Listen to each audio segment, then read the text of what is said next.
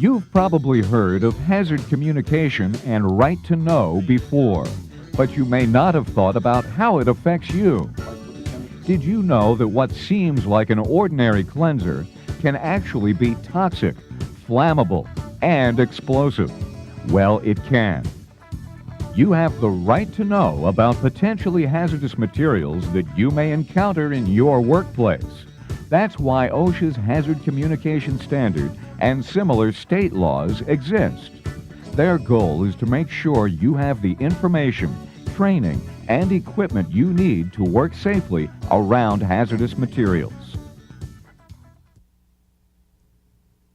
Chemical hazard information is communicated to you in three ways: material safety data sheets, container labels, and your facility's written hazard communication program.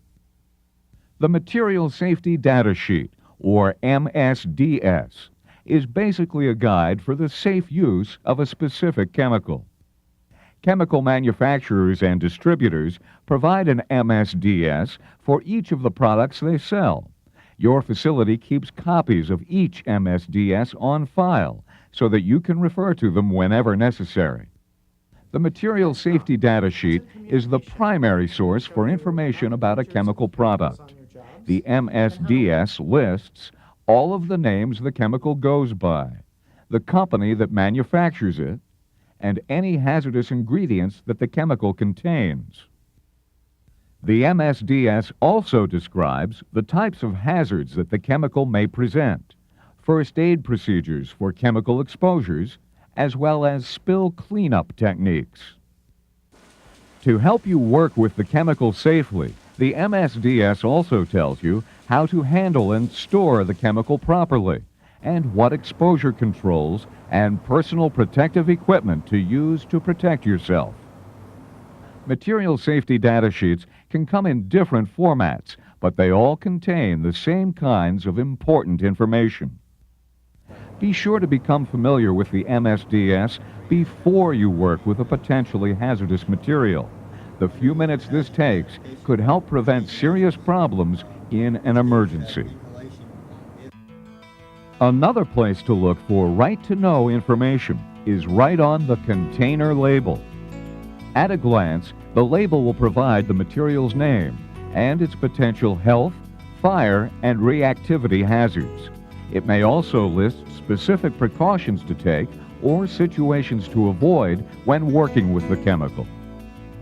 If necessary, the label will remind you what personal protective equipment you need to wear when handling the chemical. Like MSDSs, all labels do not present information in the same way. Some labels are written, others use shapes, numbers, or letters as warnings. There are also labels that use symbols or pictures to represent hazards or required personal protective equipment. Regardless of the labeling system your facility uses, be sure to read the label carefully before working with any chemical. And anytime you transfer a chemical to another container, make sure that the secondary container is labeled properly. Another place you can find information on hazardous chemicals is in your facility's Hazard Communication Program. This written plan lists the hazardous materials present in your workplace and other useful information. Before we go any further, there are a few technical terms and phrases you need to understand. The duration of exposure is the period of time you are exposed to a substance. For example, the time between spilling a chemical on your arm and washing it off. This type of spill would be referred to as a short-term exposure. In most cases, a short-term exposure will cause no long-term health problems. However, short-term exposure to some hazards can cause sudden reactions or acute effects, such as a rash or burn. On the other hand, long-term exposure to some hazardous chemicals can cause long-term or chronic health effects. For example, the chronic effect of smoking for many years might be emphysema or even lung cancer. The dose or amount of the substance you're exposed to is also an important factor as far as possible health effects are concerned. The larger the dose, the more serious your reaction may be. Routes of entry are the ways that substances can get into the body. These include skin contact, inhalation, and ingestion. Solids, liquids, and gases can all be absorbed through the skin, but liquids pose the biggest threat because they are most easily absorbed. Inhalation is when you breathe in or inhale a hazardous substance. Dusts, mists, fumes, vapors, and gases can all be inhaled. The third route of entry is ingestion or swallowing. This can happen if you eat food that has been contaminated with a hazardous material, or if you accidentally transfer a material to your mouth or face with your hands. Remember, the effects of exposure depend upon the dose and duration of exposure. If these are low enough, a hazardous material may cause no negative health effects. Agencies such as OSHA and the ACGIH have set limits for how much of each substance you can be exposed to safely. This limit is called either the Threshold Limit Value, TLV, or the Permissible Exposure Limit, PEL. You can find the TLV or PEL of any particular hazardous substance listed on its MSDS. Hazardous chemicals have been divided into groups or classes based on the hazards they present and the safety precautions you need to take. Unlike many other chemicals, toxic substances have the potential to disrupt physical processes, such as breathing, coordination, and other bodily functions. Toxic materials can be found around the house as well as in the workplace. Many products, such as pesticides, cleaners, solvents, gases, and polymers, are toxic. So are the fumes produced when heating, burning, and welding some metals. Poisons are considered toxic substances. A poison can cause serious illness or death, even in a very small dose. Fortunately, there are very few true poisons, and their use in the workplace is limited. Remember, not all toxic substances are poisonous. Most of them are not very harmful in small amounts. The danger lies in larger doses and longer durations. Corrosives and irritants are another group of chemicals commonly found in many facilities.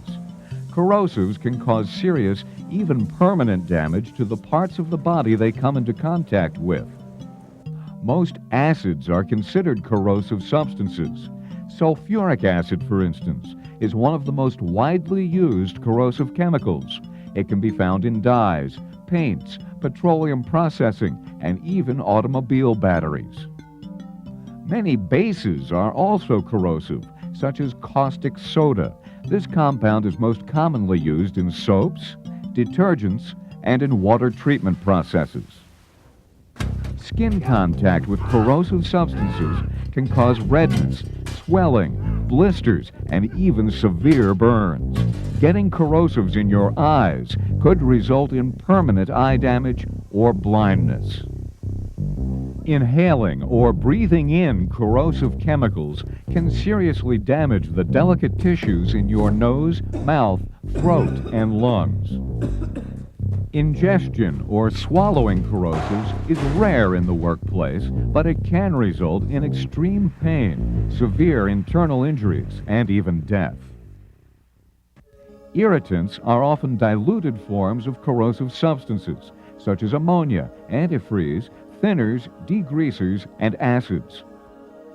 Other irritants are byproducts generated during combustion, such as nitrogen dioxide found in automobile exhaust. Unlike corrosives, irritants generally cause only minor temporary inflammation or swelling at the point of contact. Flammables and combustibles are another common group of hazardous chemicals, from the gasoline that runs your car to the kerosene used in space heaters. from acetylene used for welding to toluene in paints and adhesives. But which are flammable and which are combustible?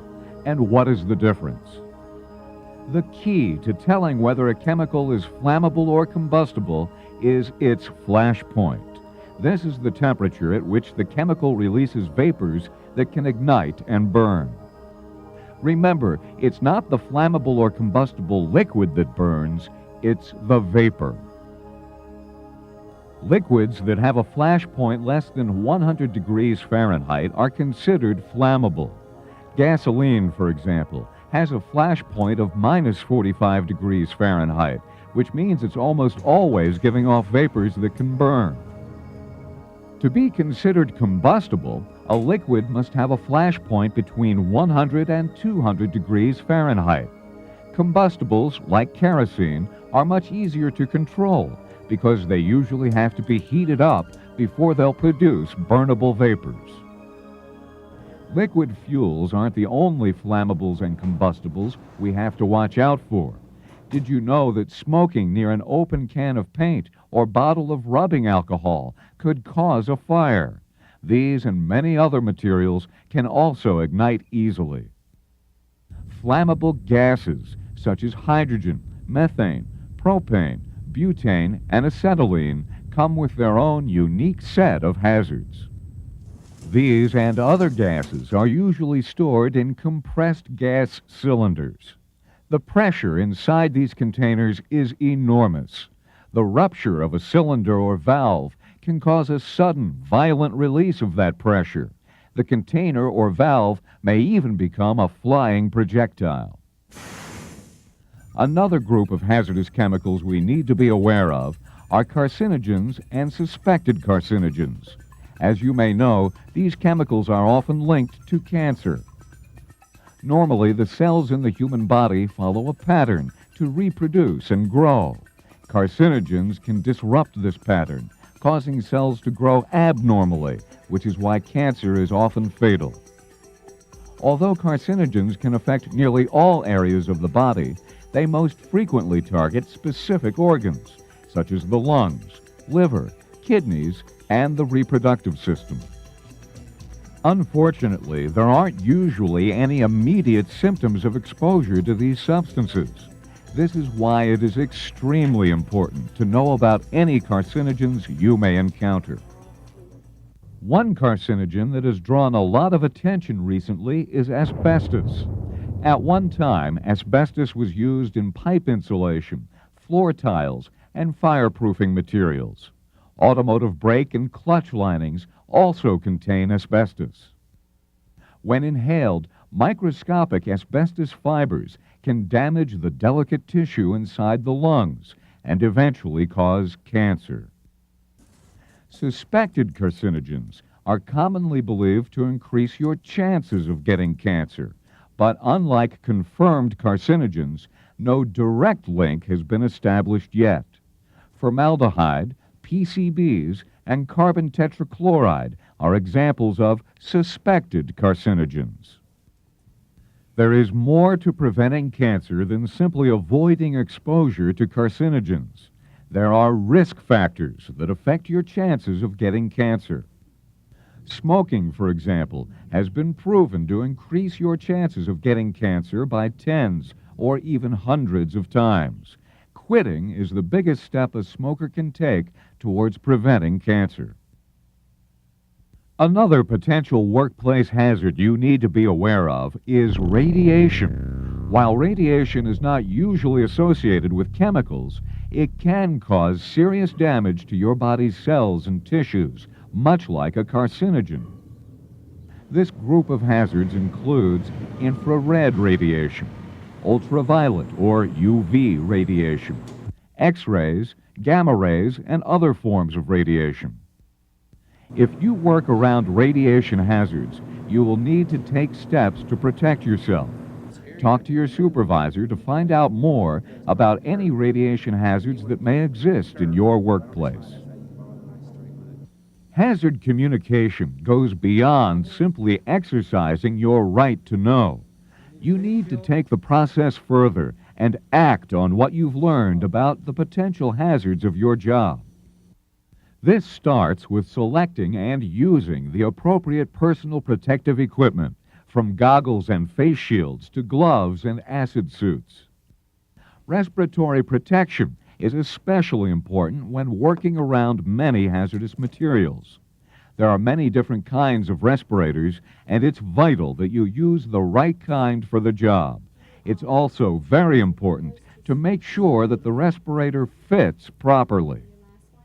Storage conditions for hazardous chemicals also require some special consideration, such as proper ventilation in case of fumes, adequate lighting for reading labels, identification of storage locations, strong, stable shelving, safe and easy access to reduce the chances of an accident. Small quantities of flammables or combustibles should be stored in UL-approved cans with spring-loaded caps to contain vapors and prevent spills. Larger quantities of paints, solvents, or other flammables need to be stored in approved flammable materials cabinets. Compressed gas cylinders also have special storage considerations. They must be stored upright with a safety cap in place over the valve. A safety chain or bracket is required to prevent the cylinder from falling over. In exposure situations, you need to act quickly to minimize the damage that a hazardous material can cause. Always know the nearest location of running water, because it's usually your first line of defense against chemical injuries. For small splashes, immerse the affected area in running water for at least 15 minutes. For larger exposures, get to a safety shower as quickly as possible. Remove contaminated clothing and stay in the shower stream for at least 15 minutes. Getting chemicals in your eyes can cause severe damage, so you need to go to an eye wash station immediately. Keep your eyes open and flush them for at least 15 minutes. Inhaling hazardous materials can be dangerous, even deadly. If someone is overcome by fumes, get them out of the area and into some fresh air. Check the container label, or MSDS, to see if they may need immediate medical attention. Swallowing a hazardous substance is extremely dangerous. If this occurs, consult the MSDS immediately. It may be necessary to dilute the chemical with water or milk, or induce vomiting. However, in some cases, vomiting may cause more damage. Seek medical attention after any exposure to a hazardous material, no matter how minor it may seem. Some chemicals have delayed or long-term effects, so be sure to supply medical personnel with a copy of the MSDS. In the event of a leak or a spill of a hazardous chemical, you must act quickly.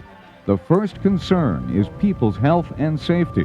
Tend to injuries immediately. Evacuate the area if necessary, and notify the appropriate personnel.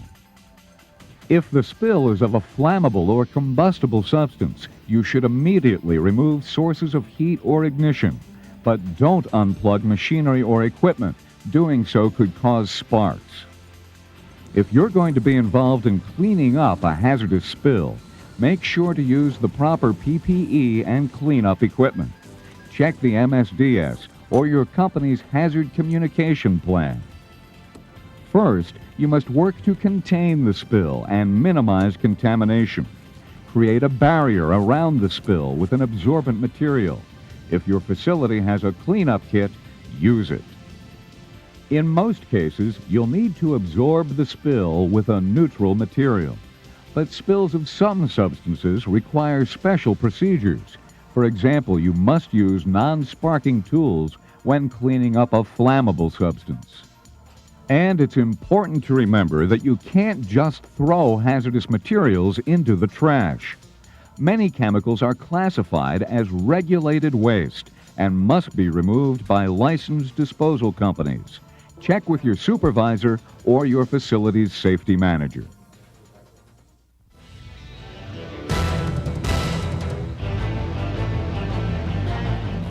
OSHA's Hazard Communication Standard and other right-to-know laws are there to get us the information we need.